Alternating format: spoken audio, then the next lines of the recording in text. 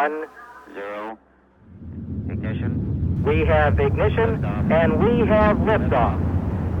We have liftoff of the Titan Centaur carrying the first of 2 Voyager spacecraft to extend man's senses farther into the solar system than ever before. Qui aurait pu dire, lorsque cette fusée Titan a décollé de Cap Kennedy, que la petite sonde Voyager située sous sa coiffe accomplirait de véritables miracles? Car voilà un paquet d'instruments d'à peine une tonne, dotés d'un générateur nucléaire et d'une caméra de télévision qui allait écrire les plus belles pages de l'astronomie.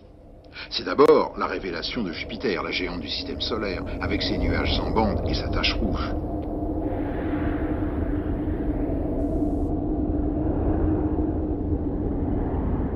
En fait, il y a 2 sondes, Voyager 1 et 2, et Sol, Voyager 2, poursuit le grand tour du siècle. Elle aborde Saturne, le joyau du système solaire, avec ses magnifiques anneaux. Et là, toute la communauté scientifique applaudit.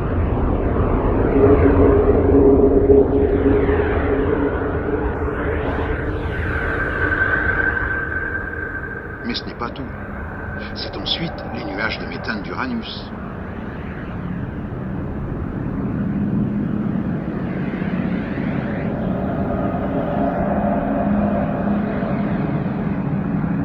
Et c'est enfin Neptune qui sera survolé en rase-mode à seulement 4500 km.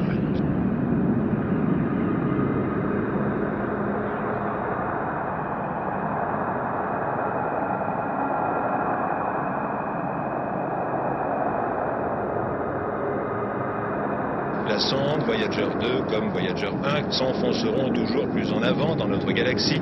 Fragile bouteille lancée dans l'océan des étoiles, les 2 sondes porteront dans leurs flancs les messages un peu dérisoires enregistrés par le président des États-Unis et le secrétaire général de l'ONU. Les scientifiques de la NASA espèrent qu'un jour, une civilisation extraterrestre pourra entendre et peut-être comprendre ces fameux messages. Un concerto de Bach, un poème de Baudelaire, Élévation, de la musique électronique et du bel canto composent cet extrait sonore envoyé par notre civilisation à ces hypothétiques extraterrestres. Des êtres non humains entendront-ils un jour tout cela? Certains l'espèrent, d'autres le redoutent. La NASA s'est contentée d'envisager l'hypothèse.